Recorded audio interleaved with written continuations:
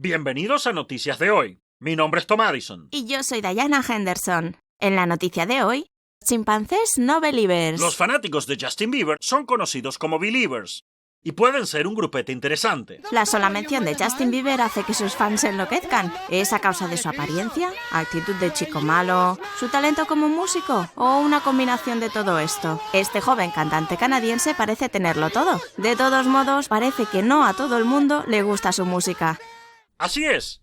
Los investigadores de la Universidad de Nueva York decidieron probar si los primates tenían algún aprecio por la música o no. A tal fin, el equipo de investigadores les puso a los chimpancés una selección de música, que iba desde Mozart a Justin Bieber. Cuando la música clásica más lenta sonaba, los monos no se movían de su recinto. Sin embargo, para sorpresa de todos, tan pronto como las canciones de Justin Bieber empezaban a sonar, trataban de escaparse de allí lo más rápido posible. ¡Para sorpresa de todos! ¡Ja! Solo a las mujeres les gusta eso. El estudio parece sugerir que o los primates no han desarrollado el gusto por la música, o que los cerebros de la mayoría de los hombres son tan limitados como los de los primates. ¿Qué decís?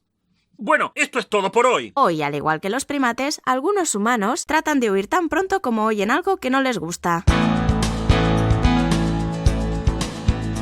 No te la veías venir esta, ¿verdad? Monos estúpidos.